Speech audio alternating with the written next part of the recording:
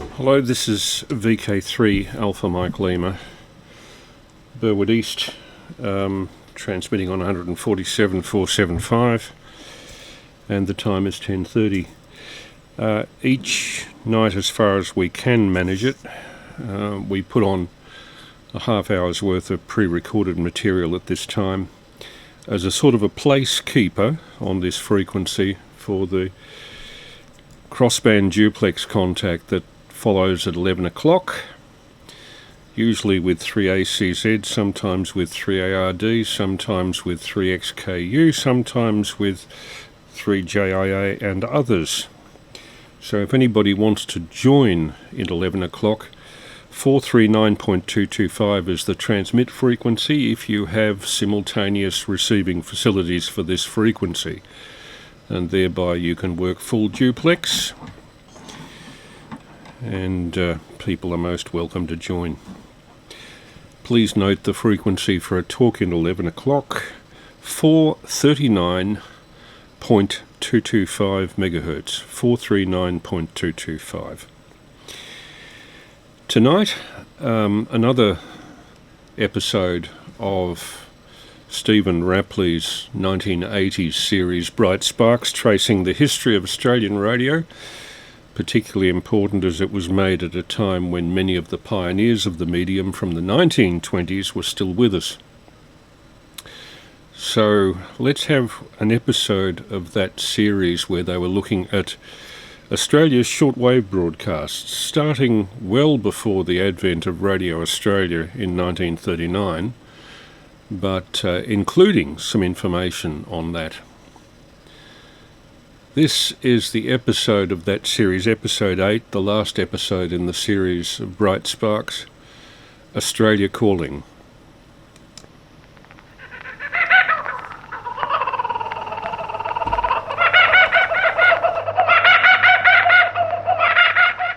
Australia calling. Hello, America. Australia calls you to hear Mr. Walter Clearfield, President of the American Society.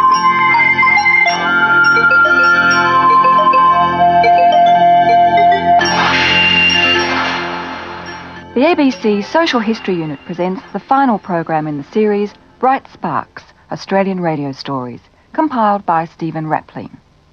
In the early 1920s, while public attention focused on the new broadcasting stations, wireless experimenters, including the Marconi Company, started exploring shortwaves. Shortwave communication was seen as a way of reducing Australia's isolation from the rest of the world, especially Great Britain. The special attraction of radio links was that, unlike cables, they couldn't be easily cut by an enemy in wartime. One of the first engineers at AWA to explore the high frequencies of shortwave radio was Sidney Newman.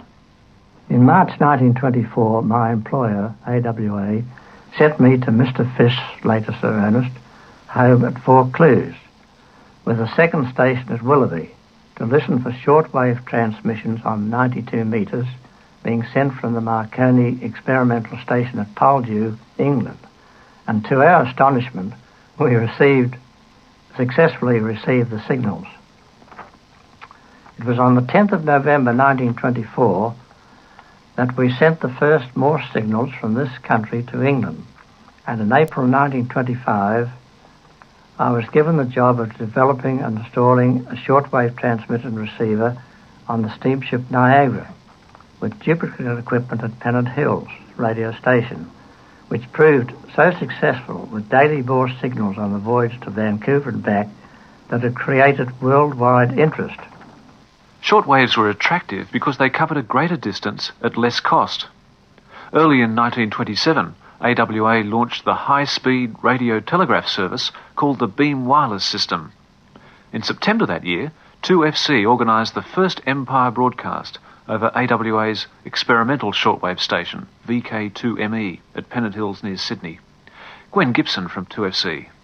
Of all the programmes that were most exciting that I was associated with, it was the first world broadcast, carried out by 2FC in conjunction with AWA and relayed by the BBC. We went on duty at 9 o'clock on Sunday night. 2:30 on Monday morning, artists and staff sang with great gusto, Advance Australia Fair. and we had a beam message back to say we were being successfully received. Prime Minister Bruce spoke from Dandenong, the concert program proceeded, and we finished up at 5:30.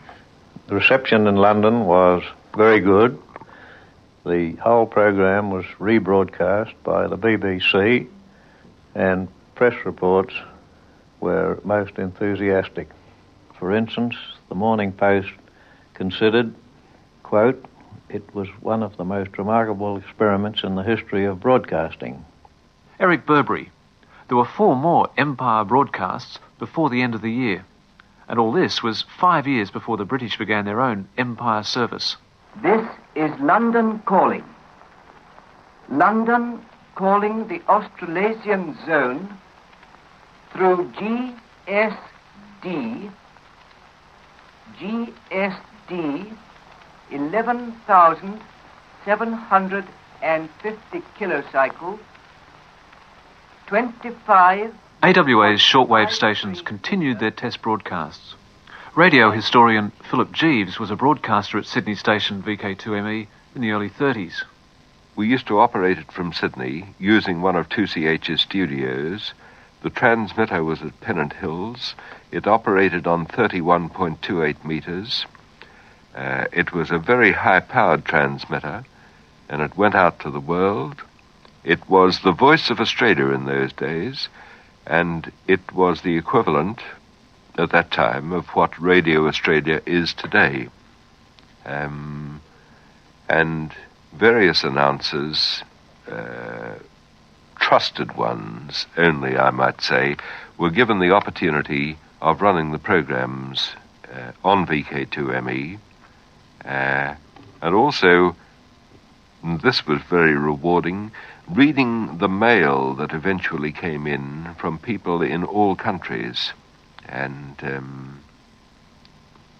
you got a sense of the enormous power of radio and its ability to communicate with people in far distant places. By the end of the 1930s, listeners worldwide had become fascinated with shortwave broadcasters. There was a particular interest in the strong signals from the German propaganda stations. A month after the Second World War began, John Curtin described Australia as the silent Susie of the Pacific. He argued the case for Australian broadcasts in Japanese, Dutch, Chinese and other languages to refute enemy propaganda. By the 20th of December 1939, Australia was on the air. This is the first shortwave national broadcast conducted by the Australian government. I am speaking to you as Prime Minister of Australia. Our reason for establishing broadcasts of this kind may be quite simply stated. In brief, we have decided that over some of the propaganda stations to which you listen, so many strange things are said, not only about Australia, but about the whole of the British Empire, that the time has come to speak for ourselves. Yes, I was the controller of the Overseas Broadcasting Service from January or February 1940 until, I think, the end of April 1944. William McMahon Ball, former ABC commentator. A war was on. And however much you may deplore it, we were largely a propaganda service.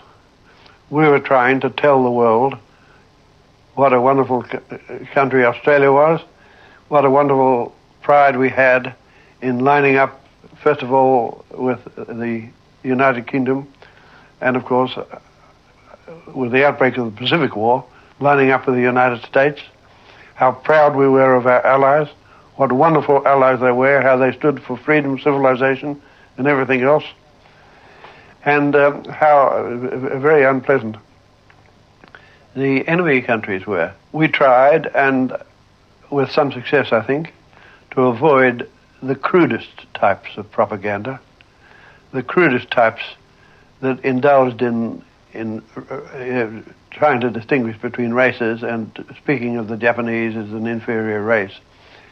We did everything in our power to avoid that kind of thing. But undoubtedly, our news commentaries and our talks were propaganda. They were strongly biased in favour of the Allies against the enemy. The listening post was literally one room. We had 3 knobs to turn to get alternative programs, 2 or 3 programs on the landlines, and 1 typewriter and some headphones, and that was it. Helen Ferber was one of the first to work at the Australian shortwave listening post in Melbourne. Their job was to monitor broadcasts from enemy countries. Finding out what the other side was claiming about the war was the first step in preparing our own broadcasts. Of course, you've got to remember that in those days there were no tape recorders and no satellites, and when you listened, you 9 times out of 10 got terrible static and was struggling to hear, what was being said behind the static. We did most of our listening in the evening and overnight because the reception was better. But it was quite hard making the rosters, which was a job which fell to me, because you had to use your scarce resources of, for instance, interpreters for the Asian languages to cover the most important broadcasts from Japan and other places occupied by the Japanese. And then you had to match your European languages to the best times for receiving from Berlin or Rome or somewhere like that. As well as gathering material for the programmers of the shortwave service, the monitors at the listening post were also hunting for more strategic information. There were a couple of broadcasts from Berlin radio which were beamed to this area. In other words, they were not stuff that would be picked up by listening posts in Britain or Delhi or the United States. And it was very important for us to get those. One was a news broadcast, and it was no doubt intended for people on merchant raiders and things like that. Another was messages to seamen. And we had to get those verbatim because they wanted, the services wanted to analyse them. And so the only recording means in the early stages was to cut a 78 RPM acetate record. And of course, when you played it back, you turned the machine off, it ground to a halt, you typed up that sentence. This is a test transmission from VK3AML, preparatory to crossband with the talk-in frequency 439.225 and reply from this frequency. Back to Stephen Rapley's Bright Sparks, Episode 8, Australia Calling, a 1980s documentary, radio documentary on the history of shortwave broadcasting for Australia. Then you turned it on and had to find your blooming place and so forth. It was a ghastly procedure. I have to tell a joke about myself. My very first week at the listening post, I was told, go up to the ABC, which was in on Russell Street, and they'll make this recording for you, and you transcribe it up there on their machines. And they made the tape, and they put it on the playback, and I sat down, and it went... So I solemnly went out and said to the ABC technician, you've given me the Japanese one, not the German one. It turned out I'd got it on the wrong speed. But after that I learnt my lesson, and I quickly, after Japan came to the war, could distinguish Japanese from almost anything.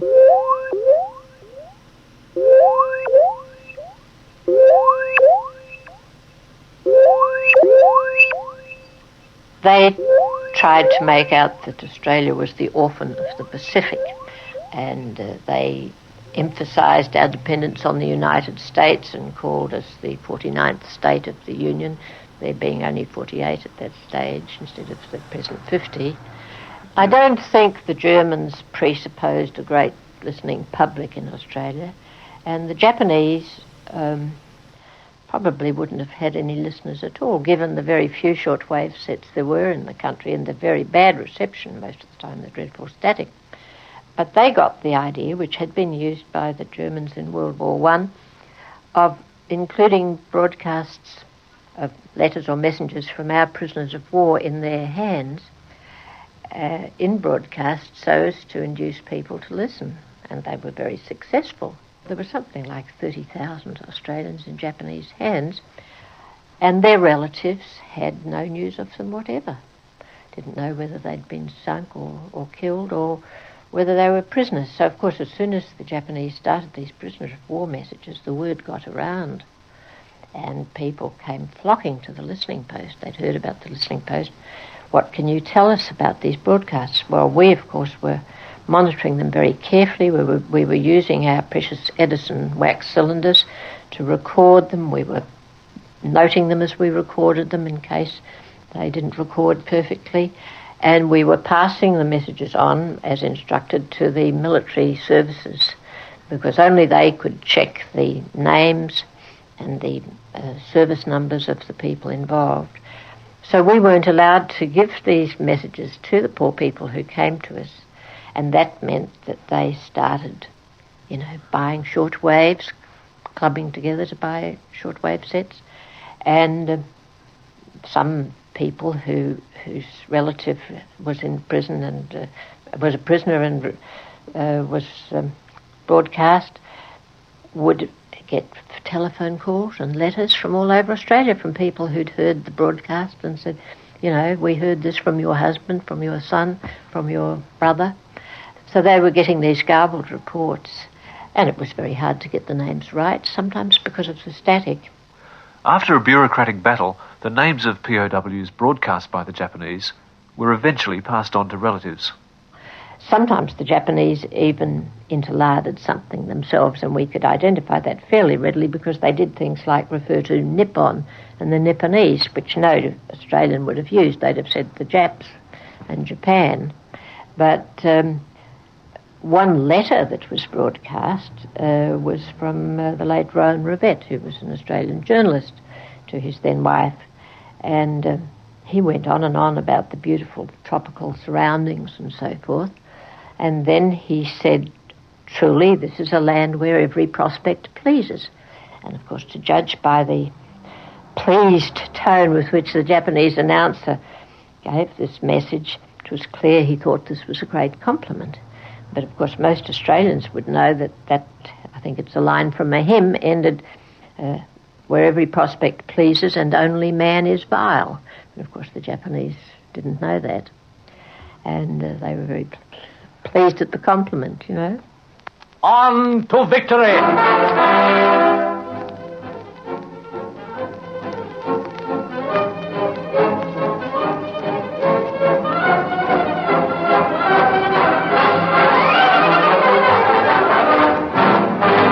September 1938. Munich, Germany, the United Kingdom... Hetty Hurst worked at the listening post. She'd left Austria in 1938. When I came here, I had no passport, of course, because I had lost my Austrian nationality, and the police regarded me as an enemy alien, and so as an enemy alien, and war broke out. We were not allowed to leave Auburn, where I lived in South Hawthorne, East Hawthorne, without permission. We needed a permission even to visit people in Camberwell. And when I went for my job, I got a permission to go to Essendon because that was the place of my work. And my husband got permission to go to town because that's where he worked. And the funny thing, of course, was when I worked on highly classified material and confidential material and so on that wasn't given to the press or anybody, I still was an enemy alien and had to get permission from the Auburn police station to go to Collins Street to listen to that material.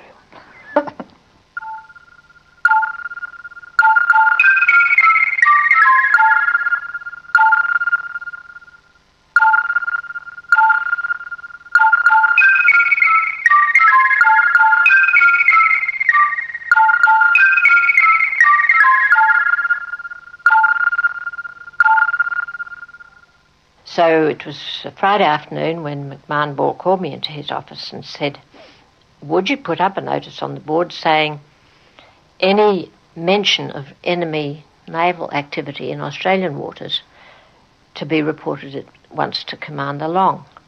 And McMahon Ball said to me, now, this is not to be put in the notice, but what has happened is that a German merchant raider has sunk our Sydney off the coast of Western Australia. And he said, we don't know whether the survivors on the Cormoran, which was then sunk by the Sydney, were able to radio before they were shipwrecked to Germany. They hadn't admitted anything. So I went back and I put the notice on any naval movements, etc., to be reported to Commander Long, and I kept a tight lip about the rest. But it was a Friday, and a number of us were going for a holiday up near Hillsville just for the weekend. And my mother had a bit of her petrol ration left, which was a great treat, and she said she'd take 1 carload. So we were driving along Friday night, and Mum says, "Wasn't that awful, Mac, about the Sydney?" And Mac looked daggers at me, had I gone straight from swearing secrecy and rung my mum with the story. But he just said, "Oh, what was that?" And Mum said, "Oh, didn't you know she was sunk off the coast of Western Australia with all hands? Merchant raider." And McMahon said, "Where did you hear that?" And she said, "Oh, I was at a lunch of naval wives today," and she said they were all terribly distressed because, of course, they knew the wives of the captain and the officer, and all of them were lost. So much for security. It's a terrible story to tell, but it was true. This is the Australian Broadcasting Commission's field unit with the AIF. The brook has been relieved. It has now passed into the category of history. They call us the Ratchester Brook, but we can still sing, and here's our opening number, Bless 'Em All. Cheer up, my lads, let's go on. There's love in the shore and the sun. There'll be no remonstrance this side of the ocean, so cheer up, my lads, let's go on.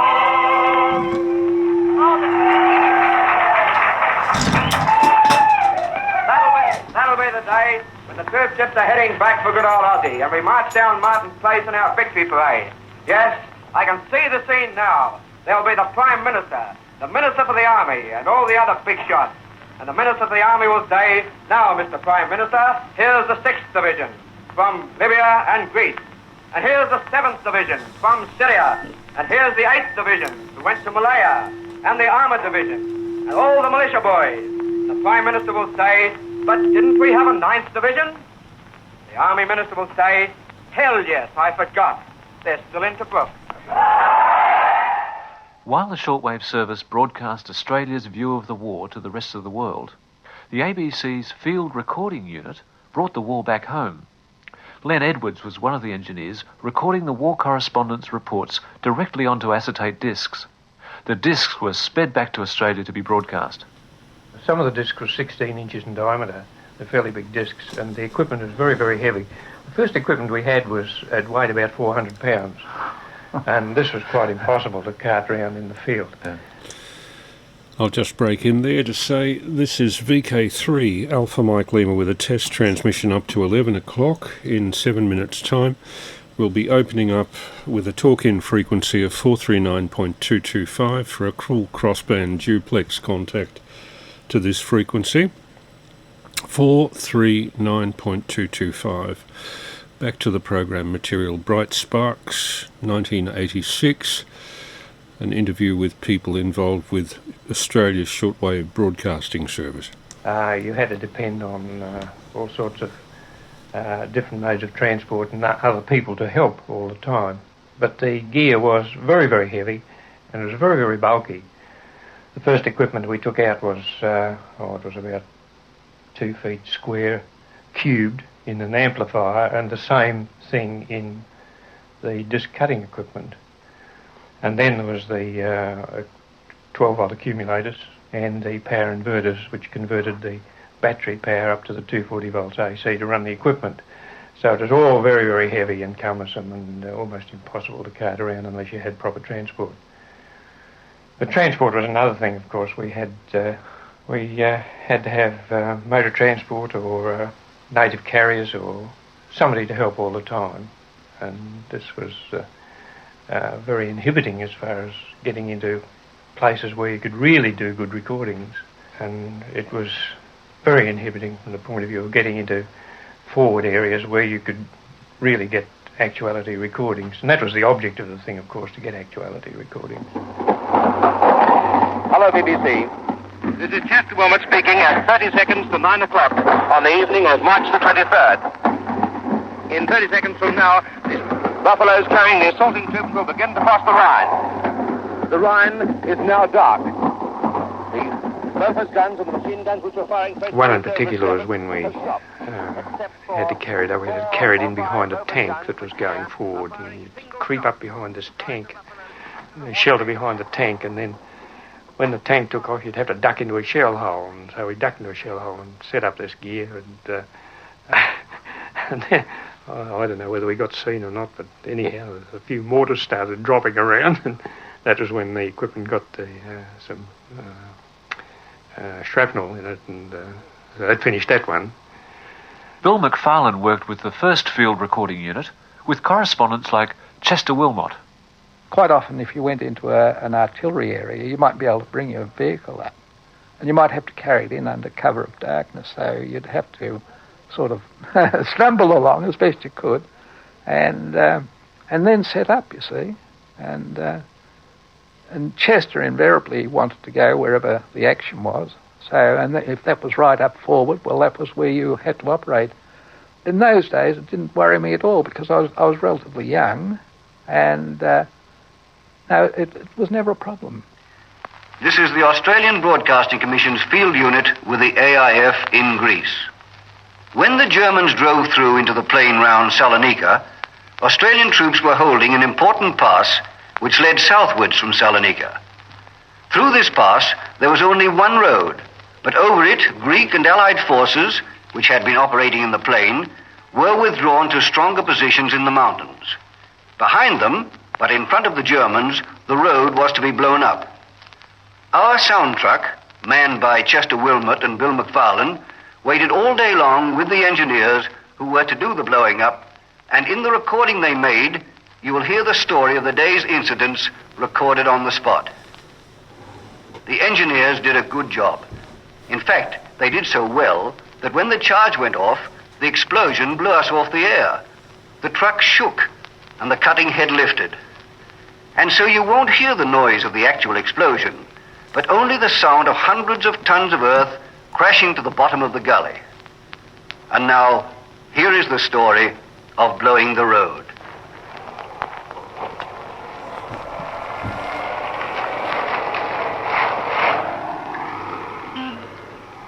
Holding up this pass most of the day, there's been a fairly chill wind, and as a matter of fact, it's so cold that the soft acetate discs on which we make these recordings virtually froze up. And when we first started to make a recording, the discs were too hard for the sapphire to cut them. And the result has been that for the last half hour, our engineer, Bill McFarlane, has been hugging a disc to his chest with my greatcoat over the disc and trying his best to get it warm. There may be some background noise in this disc, but if it is, you'll know that it's because the weather here has made these discs a little colder than they should be. Well, we've had to wait rather longer than we anticipated for the blowing up of this part of the road because they had to wait till the last of the Greek artillery got through. It's now midnight and it's absolutely dead quiet in the valley.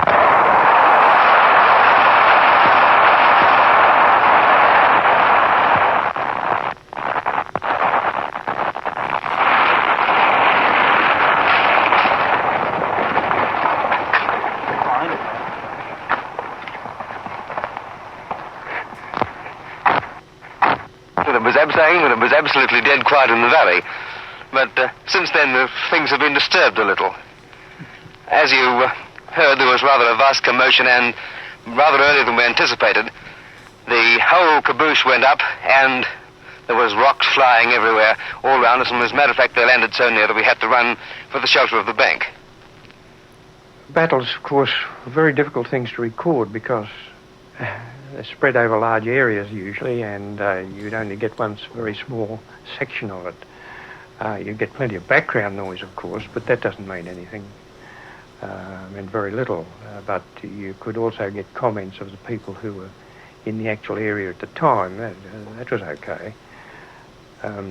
Or you could get the sound of aircraft, dive bombers, and the bombs coming in and exploding, that sort of thing.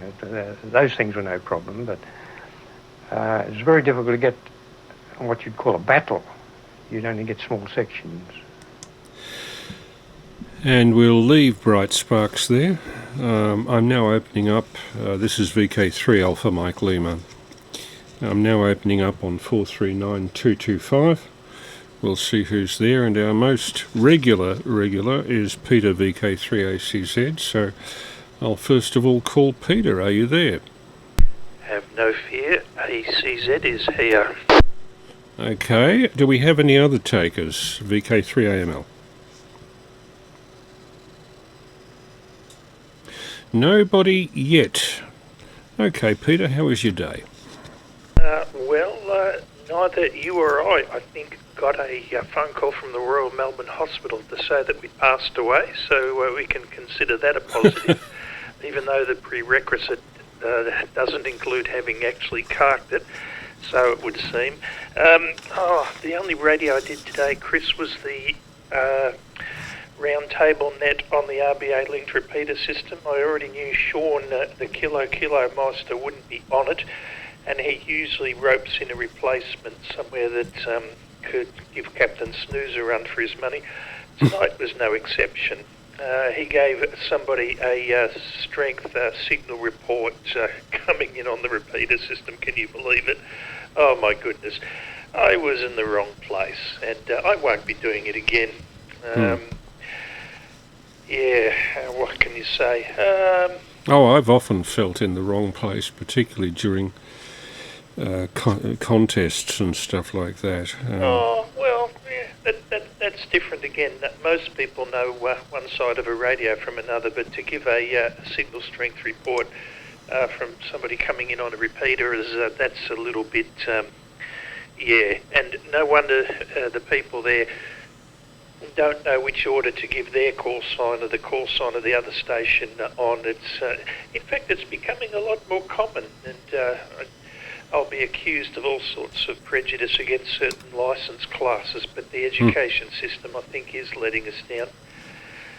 Anyway, that's the size of it. Anytime you get on your soapbox about that, you're accused of letting down amateur radio, because there'll be nobody left on it unless we open the door for buffoons. Ooh. Oh, see, I've taken controversy pills tonight. Never mind. Okay, try to get back to normality. That's about the size of it. Nothing really to report, only that, the WX really changed, didn't it? We started to get the start of our wet weather, and about 4 o'clock this morning I noticed. What did you get up to today, Chris? 3AML, 3ACZ? I wish I could report that it was something... I'm Nigel, here. Oh, g'day. Well, hi there, as well. Hi, Peter and Chris. Yeah, g'day, Nige. Acknowledging VK3XKU up in... not Baronia, Bayswater. Bayswater. Sorry, yeah. Nice to hear you there, Nige. Not a great deal done here, just a shopping expedition, a major restock of all the larder stuff, and a cup of coffee out, and some time with Prue, which was nice. The discussion last night about Steve Haynes having to be away for his expedition for 6 to 12 months. I can imagine why he's currently taking a sabbatical with his wife on a cruise in southern seas, and I see from photos he's put up today he's currently in Noumea, touring around, checking out his schoolboy French on that part of French Polynesia. And it looks very pretty too. I know Dave 3ASE has been there, and apparently he's done some broadcast band DX from Noumea. It, as you probably know, is a long, narrow island with a spine of mountains down the middle. And on this side of the mountains, looking back towards Australia, you get lots of Australian DX. If you go on the other side, slightly less strongly, you get Hawaiian DX, or America, very distantly. So I wonder if he'll come back with any reports of that. I suspect he's spending good time with his wife. Images he sent me were of HF antennas for the local defence department, which looked very snazzy. Looked like the big log periodic up at Watsonia. Yes, it looked like a log periodic that was optimised for 40, 20, 15, 10 that sort of upper part of HF. It didn't look big enough to be 80, 160. There are only a few log periodics I've seen like that, including the one on the northern Utah Web SDR, which is up on a 100-foot tower. Which has also become slightly disappointing, Chris. I note the noise levels on 40 at least have been rather high, string 6 or 7, enough to make me say, oh, don't bother with that. And good evening to Nigel. He had... we passed a few comments between us about it being the next antenna for our respective QDHs, but I did I did think of the old military establishment at Diggers Rest had something like that, or it had a few antennas like that. Yeah, so there were 2 military installations in that part of the world back in the 70s. I remember seeing a similar log periodic just off the road near Rockbank back in those days. I don't know whether the two were associated, but VK3RV, Peter Wolfenden, who was then 3ZPA in the mid-70s when I first got to know him, had a friend who was in the military at the Diggers Rest place and I believe was operating some of that HF gear, which I think was teleprinter related at the time. I don't think anybody knew exactly what they were transmitting. It was all sort of, coded military stuff even at that stage, but impressive equipment nevertheless. Nigel, anything to report on your side? VK3XKU, VK3AML? Yeah, well, hang on, I'll turn that... Oh, sorry, that's better. I'll turn that down. I got a really good movie yesterday. I ordered on for the internet. Yep. And it's called Good Night and Good Luck. Edward R. Murrow. That? Yes. Yeah, it's about... I'm trying to... what's his name? Ed Murrow, the real Ed Murrow. Yep. And his... probably with the McCarthy figure, McCarthy was... did a witch hunt on him and a lot of the CBS people and all that. And it may happen again. Yes, I had a look at that film myself. I somewhere here we have a Blu-ray of it, and it's very nicely done. It's somewhat claustrophobic. They don't go out. Well, the thing is that it's got PG, it's got mild themes, and I know why. They're smoking too much. Yes, I suspect that it was made before the Trump days. I suspect. Oh yeah. I suspect that it can be read as against what Donald Trump is doing at the moment. Yeah. Well, hang on. When did it? Oh, it came out. Oh, hang on. When did it came out? I can't read it at the moment. And Ed Murrow was really a very good good journalist. Yeah. Trouble is, he killed himself by smoking 3 packs a day. Yeah, and so did everyone else. Mm-hmm. Yeah. I think the cigarette companies tended to finance people. Oh yeah. The ad. Remember that ad? And it was for Kent cigarettes, and big ads saying and all that kind of thing. So I thought heaps of things sponsored by all the cigarette companies and all that. That's why they're smoking like mad. And they probably had to smoke the ones they were advertising too. Yes, yeah. That's as a result of my father's death, I've never been tempted to take it up, and I've seen other people get hooked into it, and the first thing they want to do is give it up, and the first thing that they can't do is to do that very thing. So it gets you in, and it's very difficult to get out of it. But yeah, I've got... I may actually run them later in this coming week. I've got quite a few of Ed Murrow's reports from Britain and from Europe as the American army advanced into Europe. Oh yeah, that's right. Yeah, didn't he do a big thing on World War II or something? Yes, yeah. He was a war correspondent. Oh yeah, that's right. Yeah. He goes back a long way. I think he was originally an announcer in the mid-1930s and just got into the news side of things, and just as the networks NBC, CBS and Mutual, I think there was a third network for a while, were getting into news gathering on a nationwide basis in the 30s. He was one of the first in on the ground floor. But it was always a very tense job, not made easier by people like Senator McCarthy in the early 50s. Who well, he had it in for everyone. Yeah, all Hollywood and all kind of things, and all those kind of people in universities and all that kind of thing, you know? A lot of people were forced out of the country by the blacklist. Larry Adler, the mouth organ player, several major studios, writers, Dalton Trumbo was another. I've got a DVD of that. It was recently made with was it Bill Cranston or someone? Yeah, him. I'll just get the video. I'll get the video if you want. Yeah, be most interested. Peter, any comment? Not at this stage. Yeah, it's an interesting topic. Ed Murrow was kind of his position in American news broadcasting was taken over by Walter Cronkite during the 1960s, and I don't think there's been anybody quite of the same ilk since. Hello, sorry? Concrete. Concrete? Sorry, Walter Concrete. Oh, okay, yes. Yeah, Walter Concrete. Yeah, what a brilliant newsreader he was.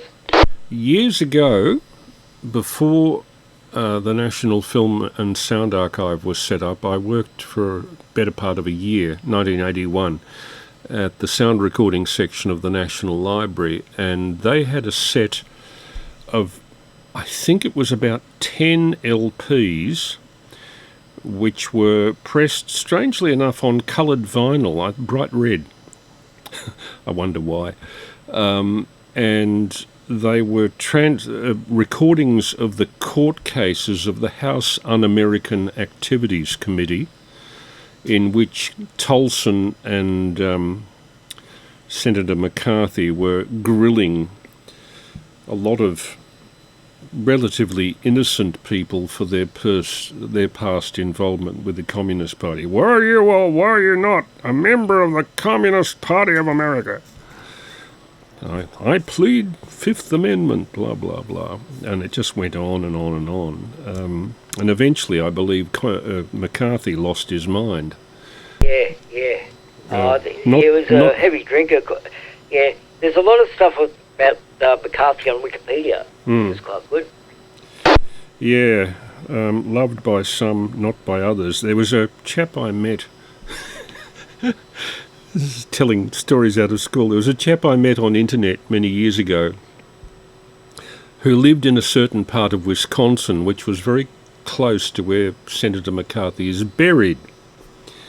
And he was an artist, this bloke, so he wasn't making a great deal of money, but he found that he had a very good idea for a sideline that was rather profitable. For a certain fee, I think it was $20, he would solicit from you a test tube of your urine, and for the $20 fee he'd go to the cemetery and pour your urine onto the grave of Senator McCarthy. And he was making quite a tidy profit on that. That's a good idea. What do you reckon, Peter? VK3ACZ3AML. Well, that puts a different slant on things.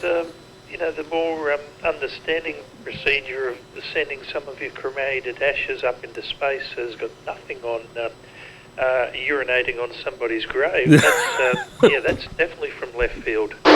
Yeah, left field is right. Lefty field. Tommy Fields. Yeah.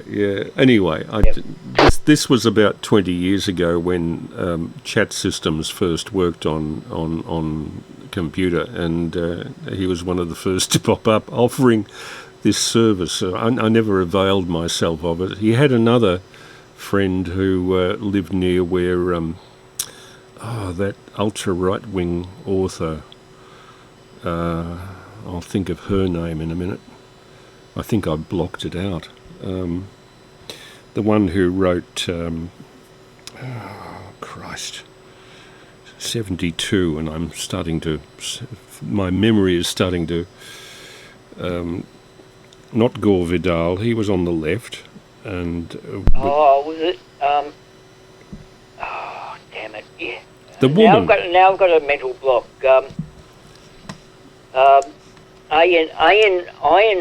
Ayn Rand. Ayn Rand. Yes. She's buried over there somewhere, and I think somebody was offering a similar service for her grave. But I never heard the details, whereas with the one on McCarthy, it's certainly, the guy was not only details, but a photograph of himself, how can I put this, taken from behind, and he's obviously unzipped his pants and ... with a cheeky look on his face, looking over his left shoulder at the camera. So yeah, it happens.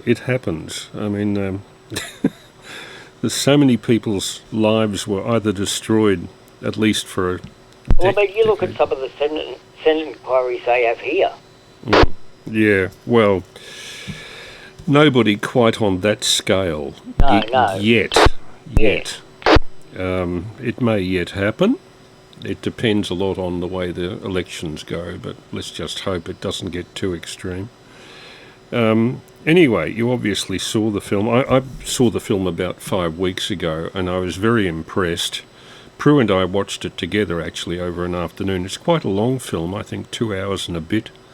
But it covers a big scope of 1950s politics and broadcasting, and of course the pressures that were brought to bear on Edward R. Murrow himself. And he's played very realistically. I've seen film clips of Edward R. Murrow, and they are almost indistinguishable from the performance in the film. Very, very well done. Yeah, goodbye and good luck. It's worth looking at if anybody's listening and wants a film that appeals to the head rather than to the guts. Anyway, any other interesting stuff going on, Nige? Sorry, no, not really. Peter, have a go. Yeah, go ahead, Pete. Interesting thing about your signal, Nigel, watching it on Simplex, it's jumping around all over the place. We must have some strong wind going. There's a fair bit of multipathing. I guess it's with wet trees and roofs and everything that's likely to happen. But are you getting any fluctuation at your end, Nigel? Yeah, I am. I'm getting the same thing you're saying. So it's either antenna or both. Yep. Well. Yeah, I'm getting you both very solidly, but then I'm broadside to you, and probably I'm reasonably close to line of sight to both over a distance of about 10 k's. So it doesn't affect me at all. If you have to listen, the toy shop is 3.2 to me. So says the GPS on the radio when I go system confusion. So Nigel, you'd be about 3 k's, I'd say, or 2.9 or something like that. That's why I'm surprised to see that multipathing having an effect when the signals ought to be so strong. But not to worry, it's all working out. We can be understood. Yeah, well, 1.3 miles according to the display on this rig. So it says 0.3 miles away from the toy shop. Oh, surely it'd be closer than that. But if you say so. Something like that. That's what it reckons. Oh, it probably is closer. So you were reasonably close to the toy shop, Nige? Yeah. That's handy. It'll be unfortunate when it closes for you. Oh, yeah. Yeah, I haven't gone there very many times, though. You'll have to get an account with Andrews or something. Well, Chris, I did the Guy experience again only last week. I ordered an extension cable for my FTX, and it arrived the very next day, as he always does. He's never failed to put my ordered stuff, so long as I've ordered it before late afternoon, obviously, but it's always been shot out here to my PO box the very next day. You can't go crook about that. Okay, he's the Yaesu dealer. Does he deal with ICOM equipment for service as well? He'll repair ICOM equipment, because I once put the stomach pump on him about, asked him what was his most repaired radio, and I expected him to, well, I thought he only worked on Yaesu, but he said the 706 Mark IIG. Yeah. And it was for the well-known reason, the corrosion in the tracks. Oh, it has a board that suffers from that. Yeah, I'm getting old. I'm forgetting the story now, but ICOM did something in the manufacture of them. Some, I don't know if it was rust proofing or something or other. Anyway, led to wholesale degradation, and therefore, yes, he was spending more time fixing ICOM 706 Mark IIGs than he did. And I heard ICOM into, quite achieve it today. I mentioned to him that my, and I know I've said this a few times, my 706 Mark IIG drifts a kilohertz every 5 minutes on 70 centimetres. Do you know if others... It's a shocker. Do others do likewise that you've heard of? I have no idea, because I've never bothered researching it. I have been told that there's a fan modification that will help minimise said drift, but I've never had a Yaesu that wasn't rock solid stable. Mind you, I've had one or two in for repairs at different times. The very first radio I bought was a 991 Alpha, the Yaesu shack in the box, and it didn't work on sideband, and so it went straight back. And Guy told me when he fixed it that he'd found a broken wire. So I don't like Yaesu's testing, if that was an indication before it left the factory. But it was obviously an easy job for Guy to fix that one. Yeah, I've only had trouble with Yaesu once, and it's not the radio I'm talking on. This one's been rock solid, but the let me see, what's the number on this thing? My old FT 2900, which is capable of 75 or thereabouts watts, within 3 weeks of me getting the thing, it blew its finals. And I don't think I'd keyed up for too long. Something must have been wrong, because it went to Guy, it was replaced, and I've had it almost 10 years since, and it's never, even with a long QSO, it's got warm, but it's never blown its finals again. So I think it came out of the shop with something a little bit amiss, Pete. Yeah, I have the 2895, 2885. That's not the right number, but whatever it is, it's the replacement of that gives you 5 more watts, and it gets the sink gets so hot you can't touch it, and the temperature goes up to 78 degrees and that sort of stuff. And so again, I put the stomach pump on Guy and said, what are the chances of it self-destructing? And he said he's never had one. He said, use it to your heart's content. You shouldn't have any issues with it at all. One would assume that Yaesu had done their testing, and if it was going to blow up with too long an over, well, they'd have known about it already. Famous last words, but anyhow. So I've since we don't do the Seinfeld net on 2 metres anymore, I've really had no use for it. So it's just sat in storage, like a few of my radios have done ever since. But actually, it'd be ideal in winter time. I could keep my hands warm. What radio are you using at the moment? Well, I have an interesting.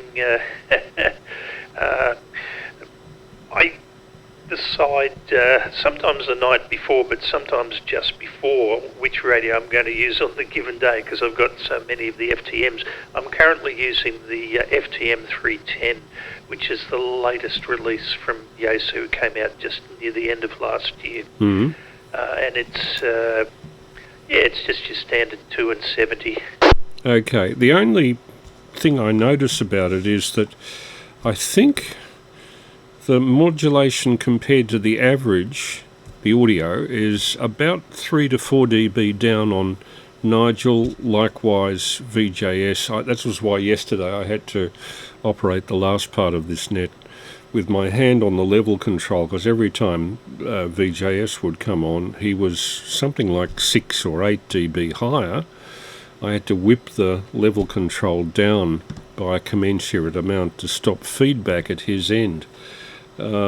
So I don't know whether that's adjustable in terms of mic gain at your end. Oh, it sure is, but I also speak softly so so I can keep my volume control up and not be blasting like Nigel's is very raspy to me because it's a bit overpowered. No offence, Nige.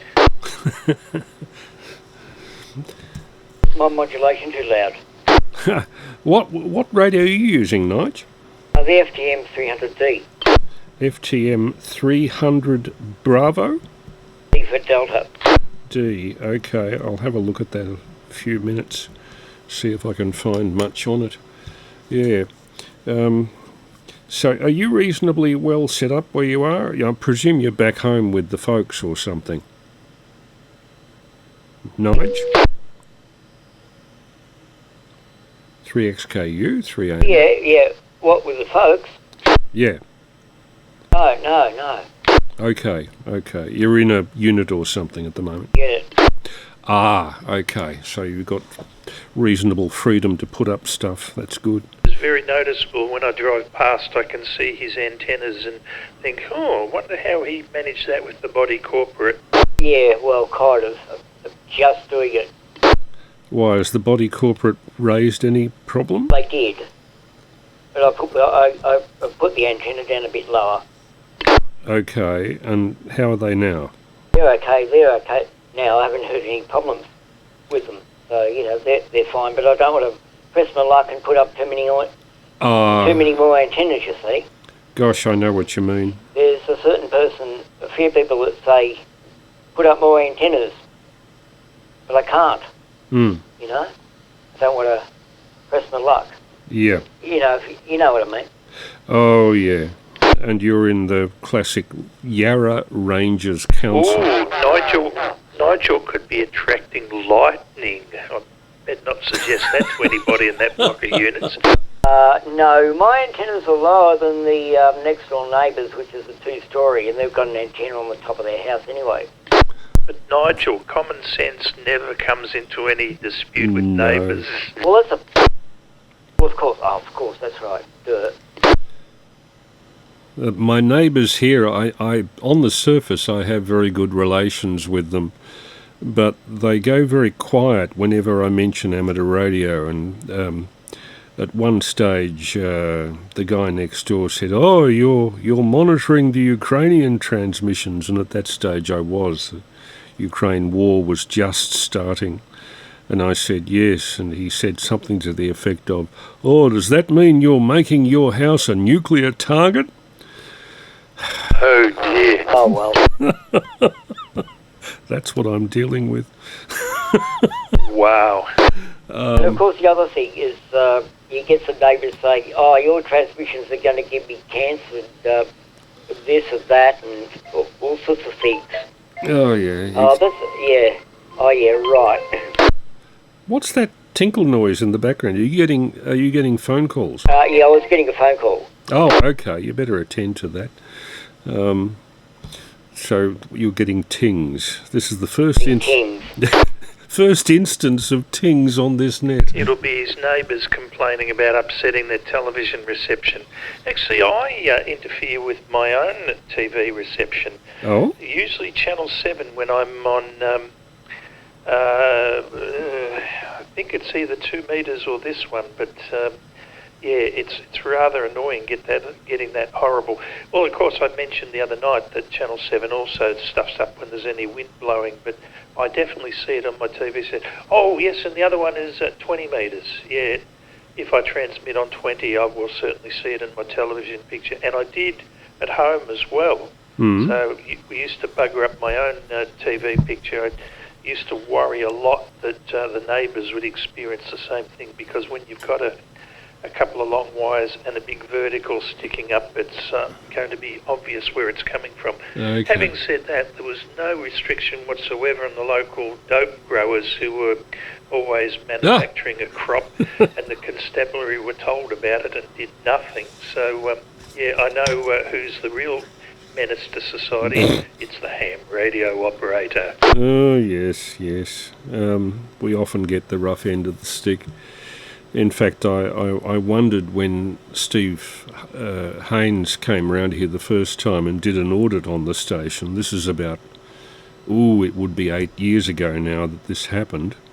Whether it was a neighbour complaining about the look of the antennas or maybe imagining himself into any one of a number of domestic instruments in his house. Oh, I didn't realise you'd been paid an official visit. Please tell me more. What was involved? A bit of a long story to it. I suppose you wouldn't mind listening to it at this time of night, but there was a wisp. There was a synthetic voice put on 3,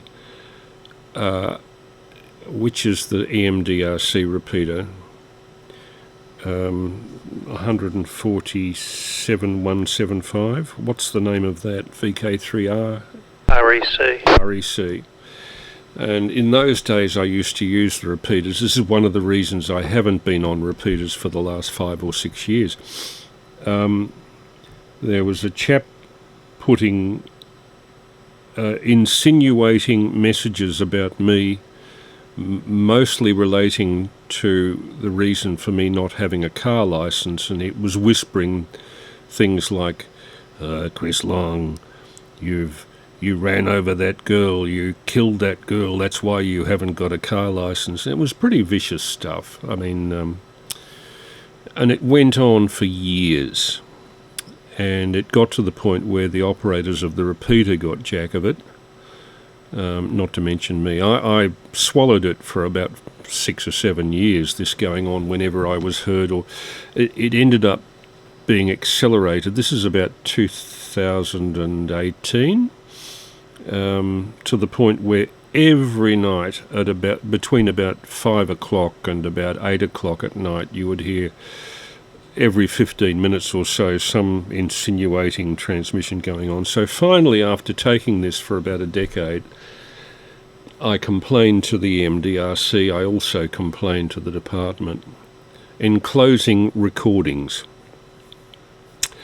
And the next thing I knew, I was having a shower late one morning. I was late rising, and Prue was off doing some shopping or something. And I hear this ring at the doorbell, and I was unclothed at the time, as VJS is late at night when he has his shower. So anyway, I threw on a dressing gown very quickly. I was about to step into the shower, but stopped it.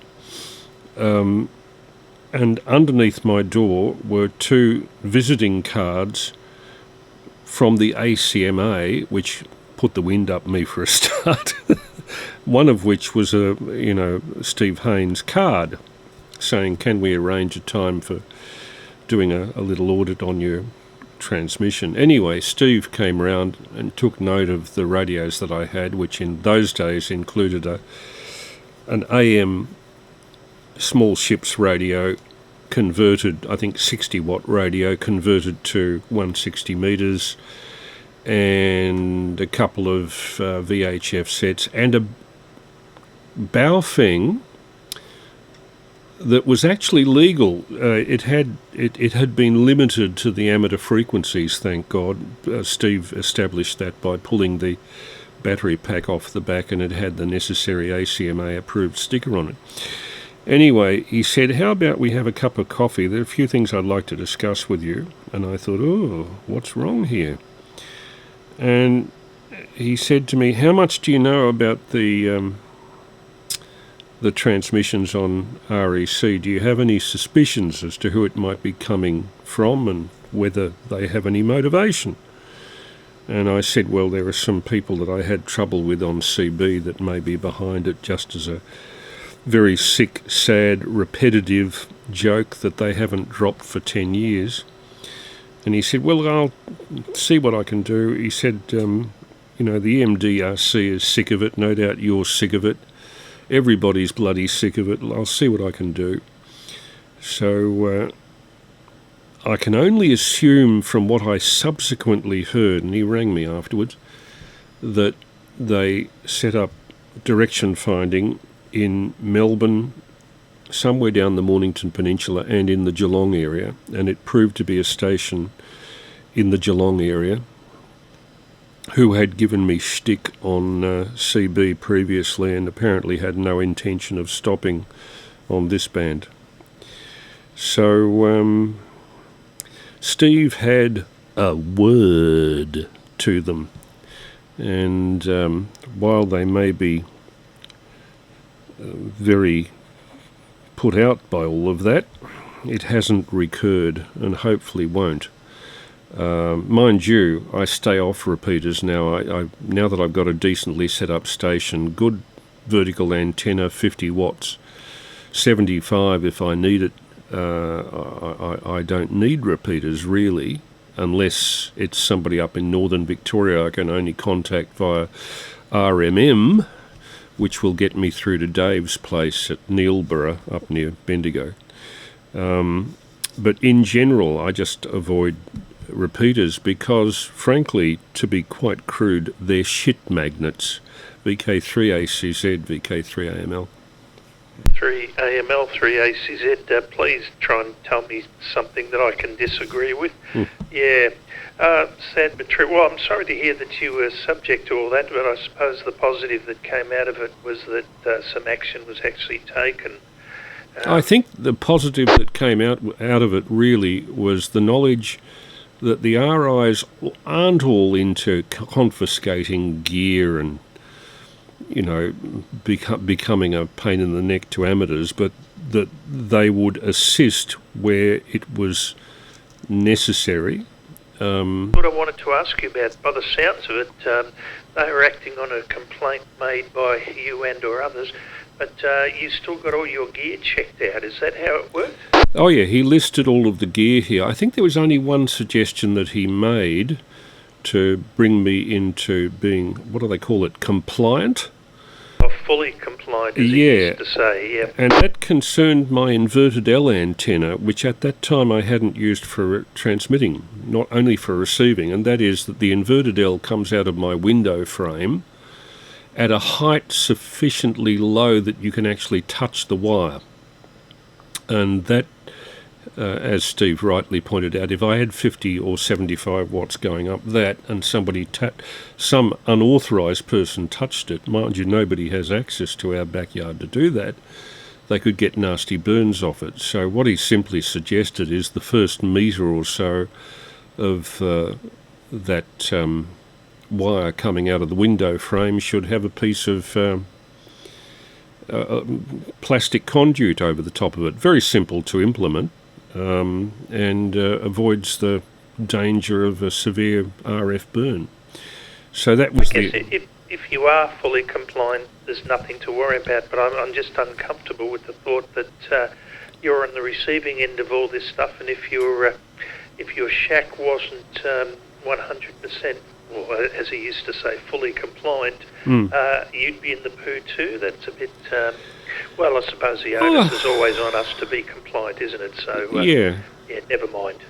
Yeah, I have no equipment here that is even capable of reaching the legal limit. My sideband is limited to 100 watts, and my FM at the most at the moment is limited to 75. I would like to get my FM up to the legal limit, but the sideband, the difference between 100 and 400 watts would not really be that much significance, but it would require an awful lot of extra cost for the linear amplifier and all that. Maybe realistically a couple of $1,000 unless I get something second hand that may or may not be inheriting somebody else's problems. Oh, come on, Chris, 400 watts is QRP to some people. Well, a certain fellow who thinks he's radio sensational, I believe he's... I believe he would be pushing the envelope a bit. in his case, I can understand it because he's in a low-density area. He's down the bottom of a hill, surrounded by mountains, with only one little narrow path out to Melbourne. So, with the distance from neighbours and the problem of getting out of that valley, I can understand why he runs a bit of power. Probably in a low-density housing situation, it doesn't matter. But let's face it, if I was my neighbour here... Oh, and the other thing too, sorry, Chris, is that all the really badly RF immune bits of equipment, the not so immune bits of equipment, or the radios and computer speakers are really bad. Oh yeah. So I mean, you can only have a few watts, and you're getting into it, and that's because things just completely pick up all the RF, and they should be immune from that, but they're not. Yeah, you brought up an interesting point, Nige. The computer speakers usually have an amplifier inside. That's right, yeah, and they're so badly made, they'll pick up all the RF from anything. Yeah, it doesn't matter much on FM because even if they rectify it, there's not much audio on it in terms of envelope modulation. But with no, but it comes out as bad noises, kind of thing. Hiss, I think. Yeah. But if you're on 160 metres, particularly with AM, quite often I found with my neighbours back in Surrey Hills, I used to get neighbours telling me that, now this is creepy. They couldn't get me if the amplifier was switched on, but the moment they switched the amplifier off, my voice was coming out of the speaker. It must have purely been a rectification effect. The speaker was the antenna, and is producing a whole lot of RF back into some pretty good diodes because the transistors aren't doing their transistoring, they're doing a diode thing. Yes. But as the guy said down the road, actually, what amused me about the guy was that he wasn't contacting me from the point of view of complaint. He contacted me because after listening for a few times, he was very interested in the subject matter. And right, yeah. Oh, okay. Look. Oh, so okay. That was I'm an amateur radio operator. Oh, good. Where can I get my license? It was good in that back in Surrey Hills. That helped to break the ice with a few of the neighbours. Yeah, right. Oh, look, am I over-modulating? Sorry? Over-modulating. I can't hear that. Something about modulating? What? Oh, don't worry about it. I'm not over-modulating then. Oh. I thought I was. Turn you down a little bit. There we go. I am having trouble understanding your audio a bit there, Nigel. But Chris, question for you, and I'm going off on a bit of a tangent, but you did mention 160 metres a few moments ago. I watched a couple of dumb tube 160 metre videos today from Pomeland, and I got to thinking it was Rowley ZL1BQD who mentioned to me one day when I was talking to him that for 2 weeks a year in March, the grey line lined up with the old dart, and they could have perhaps 20 minutes a day. I can't remember whether it was... I think it was morning grey line, never mind, whenever it was, that they had 160 metre contact with England.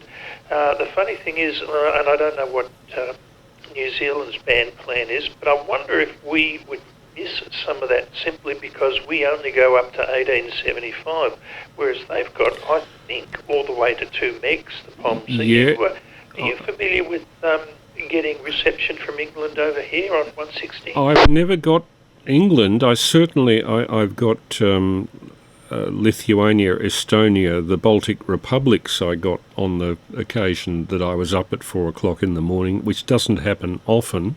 Was that within our band plan or above? That was...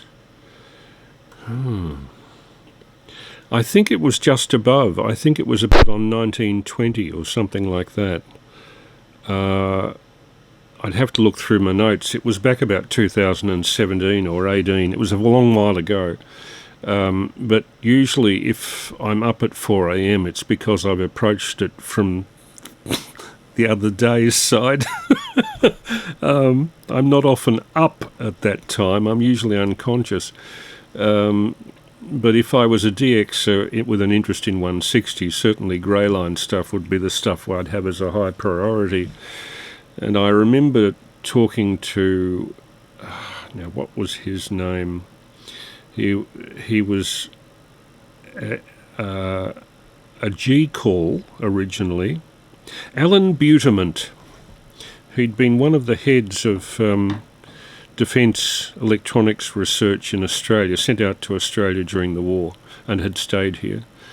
Alan Buttermont. And he told me that when he first got his licence as a late teen in about 1924 or 5, he communicated on CW, I think at either dawn or dusk in England, rural England, with somebody in New Zealand by CW. It would have been in those days. I don't think there was any phone capable of carrying that distance, but most people were using CW in the 20s rather than voice.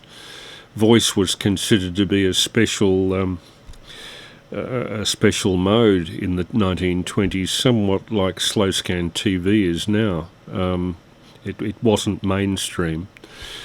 So that, I guess, is why all those amateur Q codes are still being used vocally rather than on CW where they were intended. Yeah, so... It still has me wondering, though, if we're missing out because of our less generous allocation. The doubtless. Englanders that I watched on DumbTube playing their wares were all in the 1950s or thereabouts. Anyway, talking to other European stations and the like. Oh, it's the same with America on 80 metres. Most of their phone yes. Most of their phone operation is from 3.7 to 3.9. It's outside our band. And I would dearly like to forget 160 for a minute, although that would be the ants pants. I would be very happy with England on 80 metres. The best I've done is the east coast of the United States of America, of course, but that was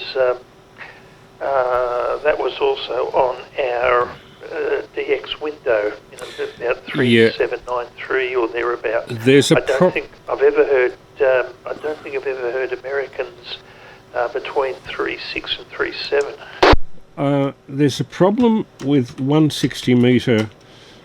Hang on, I'll just type this in. British regulations. Ham regulations. My memory of it, I don't know whether this is still the case, but AM on 160 in Britain is limited, I think, to 10 watts. There is some drastic restriction on it. It sounds like they're worried about causing broadcast band interference. Yeah, I think I heard... Here it is, 32 watts. 32. Okay, because I was about to say 35. They'd said that on one of the DumbTube vids this morning. So, 32. They're worried about something. Now, here we are. I'll just read this out. Most commercially available HF rigs cover 160 metres and antennas, although still needing to be large to be effective, are possible within typical gardens. Propagation's limited to local contacts during the day, but DX at night, especially around sunrise and sunset, when worldwide propagation becomes an interesting challenge. Unlike the higher HF bands, long-distance propagation is better around sunspot minimum when solar activity and therefore noise level is lower. It should be noted, it says here, that the maximum power on 160 metres is limited to 32 watts at frequencies above 1850 kilohertz, where amateurs are secondary. and they show 3 segments: CW 1810 to 1838, data 1838 to 1843, and sideband 1843 to 2 megahertz. So I have an idea. Yeah, but is that power into the antenna? I presume so. I don't know how it's defined, Nigel. Yeah, but the thing is that they're so inefficient, it's not going to be much ERP, is it? No, but whatever the case may be, it's still limited to a much, much lower power than the Yanks can use on 160. Yeah. Which is probably why, as you say, Pete, you hear the Yanks, but you don't hear the UK people on 160. So the AM, I don't know whether a 32 watts is AM or sideband or what. I think it may be actually sideband, and I have an idea that AM's about 10 or 15. But that's just in the back of my memory. I've never particularly looked at it. Makes it all the more special to think that if the grey line lines up, that you could actually seal the deal. Mind you, we know that power isn't the be-all and end-all. Mr. Parker is the ultimate proof of that. Mind you, I've had my fun too with QRP. And it's funny not how the be-all and end-all, all my QRP contacts with Europe on the long path, whereas I have to look at my logbook to determine anything else. It's just, shooting fish in a barrel. Having said that, Chris, there's an incredible thrill, as I found out last weekend with getting to Nunda in Adelaide on 23 centimetres. There's something special about pushing it beyond what, further than you've been before, or anything that's normally capable. Which reminds me too, I had to go to the post office today because I had a QSL card waiting for me. Yep. It was from that weekend, but it was from a station 3.2 kilometres from me on 23 centimetres.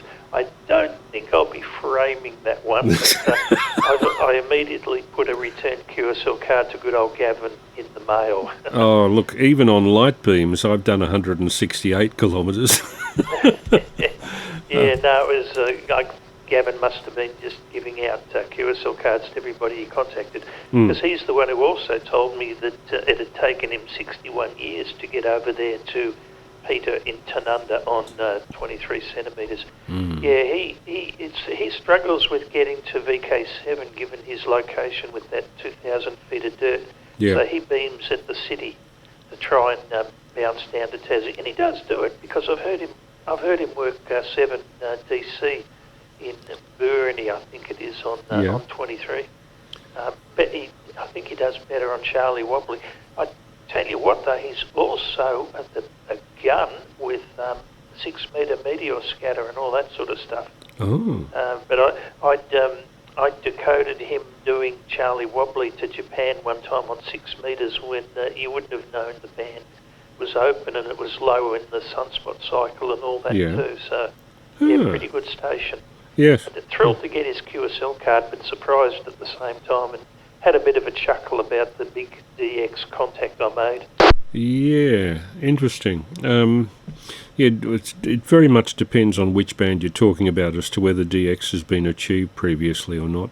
Up around 40 to 100 gigs, there are very few conversations that go back and forth more than a couple of kilometres. But somehow, with optical, because there's so much optical gear around, lenses, Fresnel lenses, photocells that'll work very well, LEDs that'll convert energy into light very efficiently. With light, it becomes possible to transmit very great distances. I mean, I went through several steps with that. When I was 16, Roland and I had the torch lamp system up, and that was only 600 metres. That I've been pushing it ever since with panel lamp LEDs that were available in the mid-80s. Peter VK3RB in Sunbury and I used to have full duplex conversations back and forth. I must dust off some of the tapes of those and play them one of these nights. And that was between Sunbury and my place in East Hawthorn, as I was living there in the old family home back in the 80s.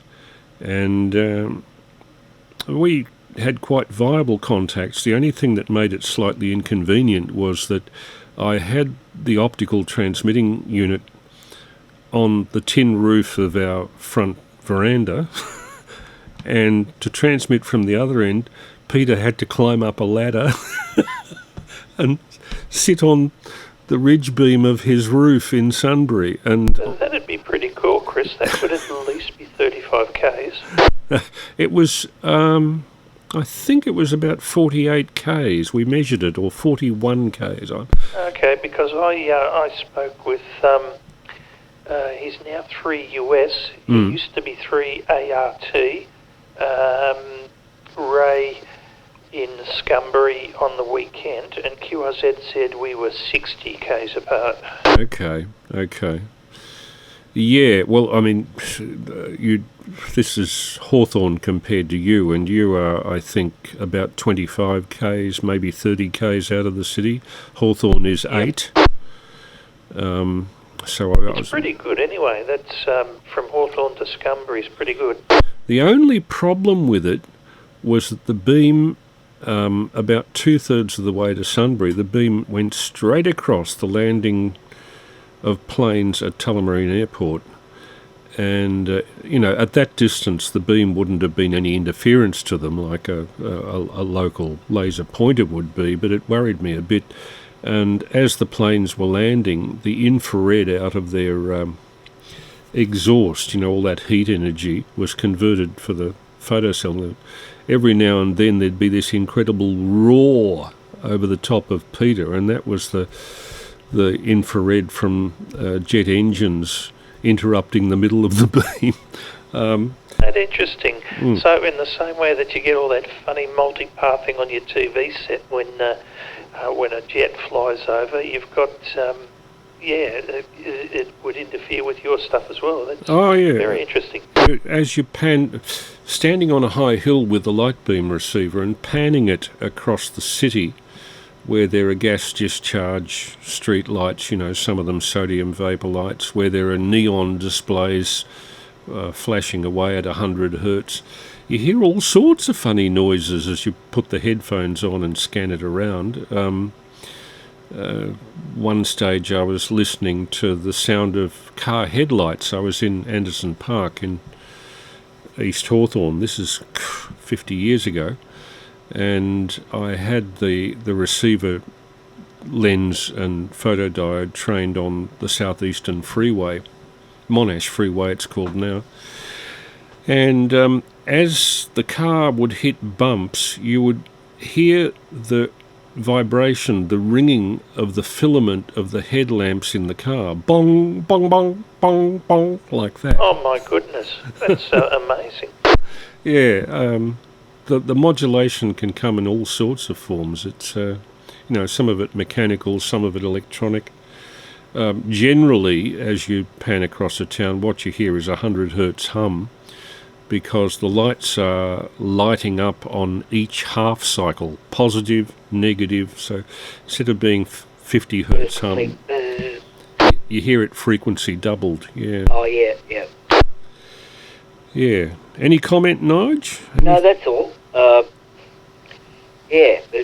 But that's amazing how the photodiode would pick up like far infrared from the jet engine exhaust. Oh yeah. Well, that'd be sort of like when you're doing space stuff and all that. You've got a beam antenna. You point it towards the sun. You'll get an increase of noise. Particularly on UHF. Yes. Yeah. And you'll get sun noise. If you point a light beam receiver at the sun, you get a nasty case of incineration. That's right. Yeah. Well, that's the point. I saw some of the eggs boxes he made up, and there's some burn marks on there. Oh yeah. The same thing happened to me. I used to, this was in the summer of 1975-76, which is just over 50 years ago. The Egg and I had a link system up, and those days you couldn't get LEDs that had anything more than flea power, so we decided to use initially a modulated fluorescent lamp usually in the anode circuit of an 807 or a number of 807s. And you found that the lag in that is something, the fluorescent stuff or something. Yeah, well, the difficulty with fluorescent lamps was that they were impossible to focus. The source size was too great. And the other thing was you'd get huge amount of distortion out of them because we worked out that the discharge through the mercury vapour column inside a very long, say a 40 watt fluoro, would actually mechanically resonate to cause a series of resonance frequencies in the audible spectrum. And if you happen to hit that frequency by putting an oscillator on, if you hit the resonant frequency, it would blow the discharge out. It's an interesting effect. So to get over that, we switched, this is about January 76, we switched to using modulated mercury vapour arcs. They're like the mercury vapour street lamps. Oh, yep. And we discovered that there was 2 layers to a mercury vapour lamp. Oh, yeah, the outer cover protecting from the UV. Yeah, because the mercury gets charged tube is quartz tube. Yeah, isn't it? We smashed the outer tube to get access to the inner. And produced all this UV and blinded yourself? Yeah, the inner tube is actually made of fused quartz, which will... Yeah, quartz glass. Which transmits UV. And had I been using that for very long, I probably would have got a good suntan out of it. Good.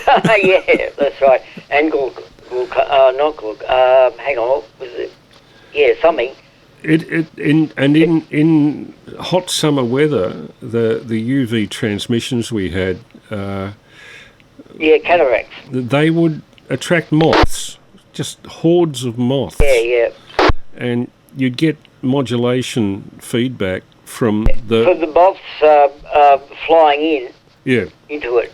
They made a brrr noise because the wings would be modulating the light. Yeah, exactly. On one occasion, we had possums in the tree that I had the light beam mounted in. Oh, yeah. And the possums urinated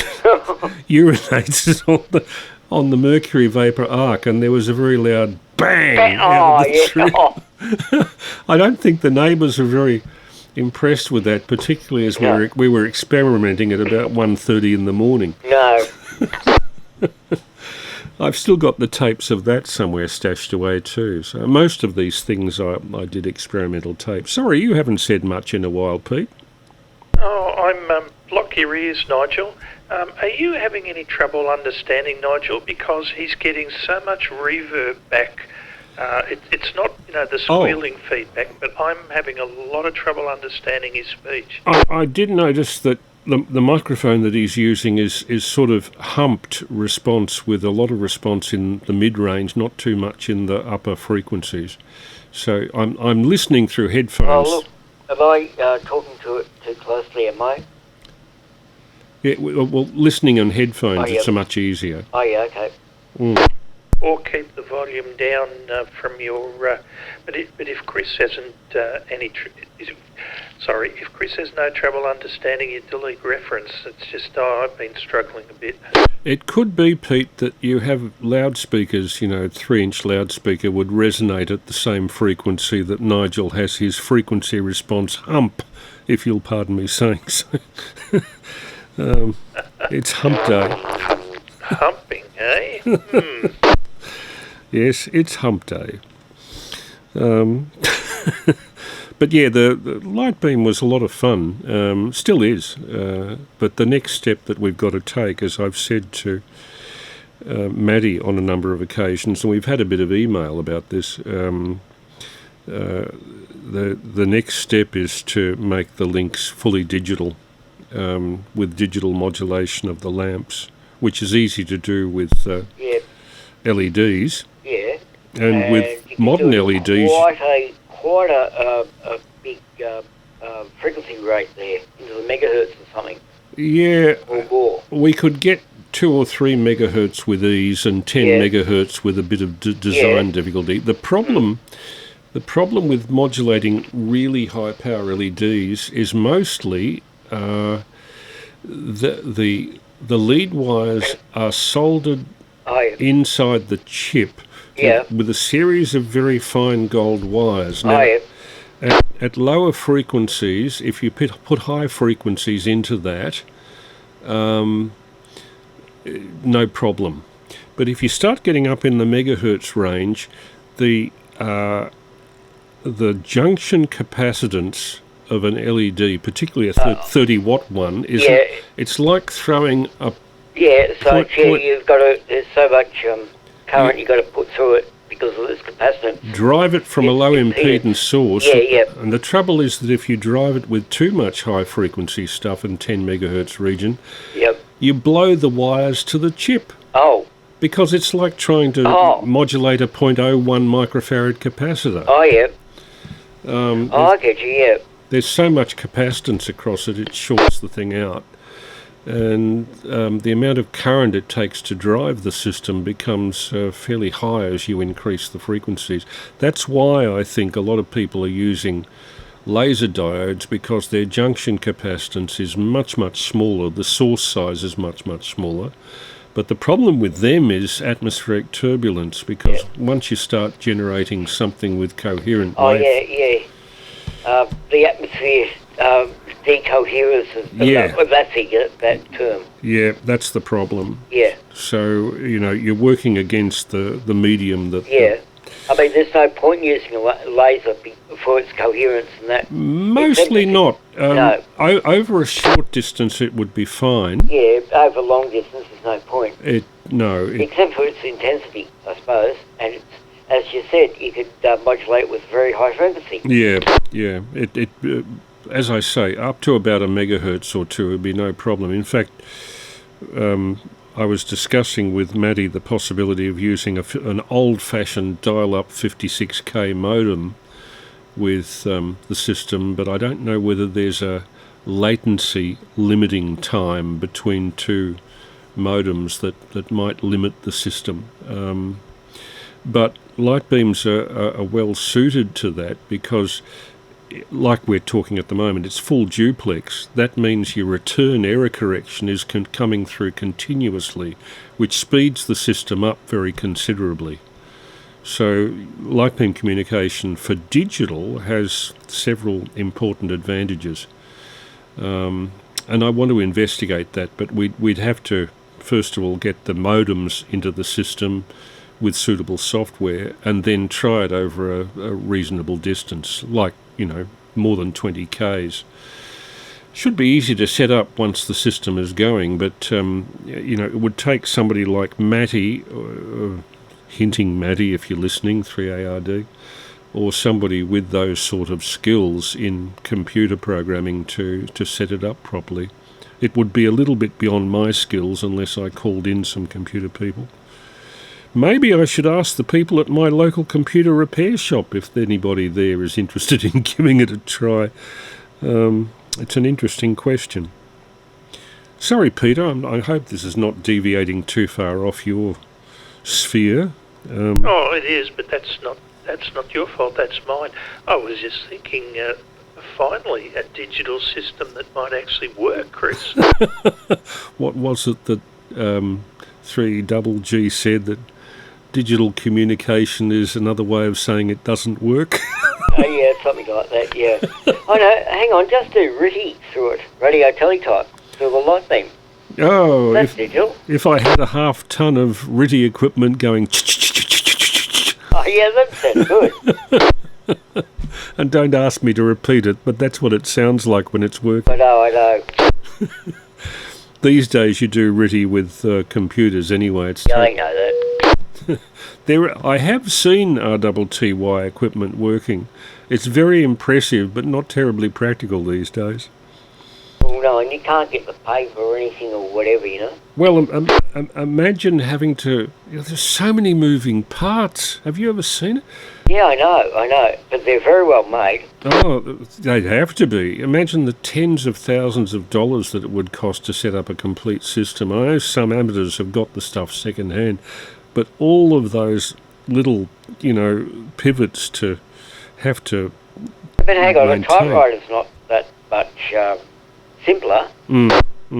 Yeah. No, I think I'll stick to the software in a computer.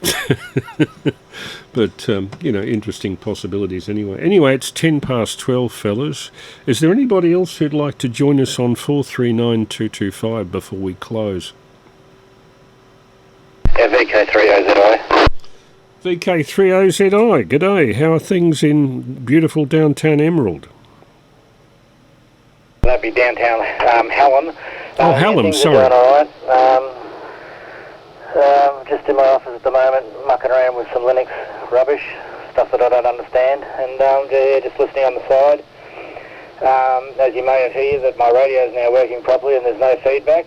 It's handling the dual banding thing nicely now that I know how to set up the split and all the rest of it. So yeah, very good. VK3AML, VK3OZI. I'm just trying to think of your name. Steve? Ah, right, good. It's good that we've seem to have built up a bit of a following for all of this, even if not all that many people are set up to get involved. At least a lot of people are listening. So I'm sort of encouraged to keep it going, but I think if I'm ever pressed for time, at the moment I'm not, but if I'm ever pressed for time, I might cut it back to just Fridays and Saturday nights, not every night of the week as we've been doing it. Anyway, Pete, any final comments before I wind down? VK3ACZ, VK3AML.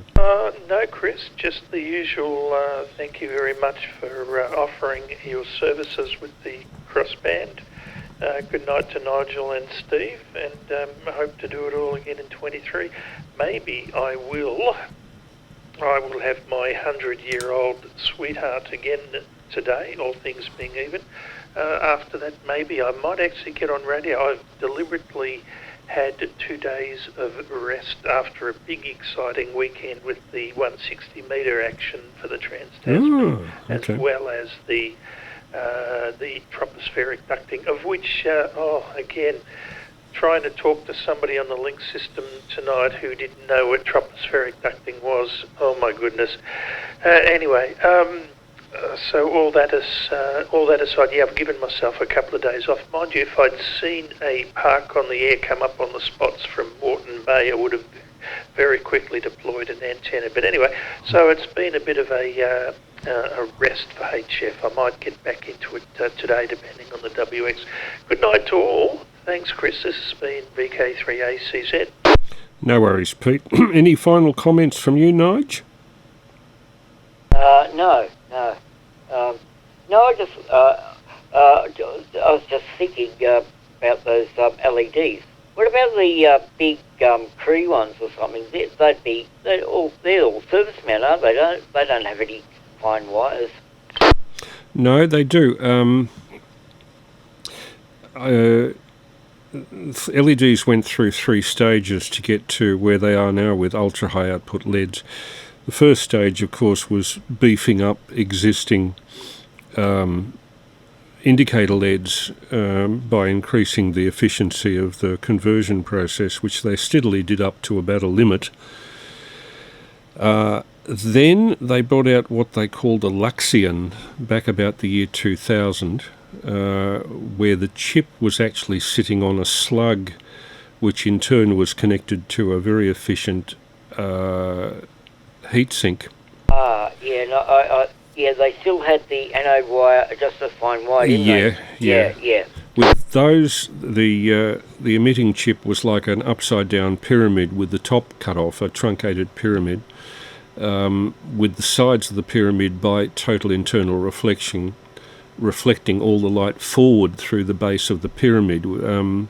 But then another company devised a device called a flat light LED, PHLAT, flat light. And that consists of a gold-plated copper slug with the emitting chip actually recessed in a square hole into the copper slug, so that you get the highest possible heatsink efficiency. And those things can be excited to about the 30 watt level out of a chip that's around 0.5 of a millimetre square, so it's incredibly intense, comparable with an arc lamp. I was going to say comparable with a laser output. But it still uses the multiple wires into the chip to conduct the current in, and they have own capacitance. Well, they have a fusing strength of about 8 amps. Oh, right. Go beyond that, like if you put in a lot of high frequency information into the lead. When I say high frequency, I'm talking 3 or 4 megahertz up. The amount of power you need to pour into the device because of its internal self-capacitance becomes prohibitive. Enormous, yeah. And you burn out the wires. That's the problem. Oh, yeah. Oh, I get you, yeah. Now, I can dig you now. It's like feeding high frequencies into a very large capacitor. Oh, yeah. Anyway, I'll hand it over now to Steve 30ZI. Any final comments, Steve, or before we close? Sorry about that. I was just running to get a pie out of the oven and I heard you mention my name. I guess you guys are all going to sleep, so I'll just keep going here. And like I mentioned the other day, I'm sort of semi-retired, so I only work 3 days a week, so I'm home Thursday, Fridays, Saturdays and Sundays, so I'll probably be around and I might say hello tomorrow. VK3AML, VK3OZI in the group. Okay, well, thanks for being on the frequency, fellas. Peter 3ACZ, Nigel XKU, Steve OZI, numerous listeners. Just as a final comment, if anybody would like to drop us a reception report, particularly SWLs who don't have the means legally of talking back, my email address is VK3AML, that's the same as my call sign, at optusnet, optusnet.com.au. That's VK3AML at optusnet.com.au. I'll drop off 147.475 now and briefly listen on 2 meters before pulling the big switch. Thanks, fellas. See you in 23 hours.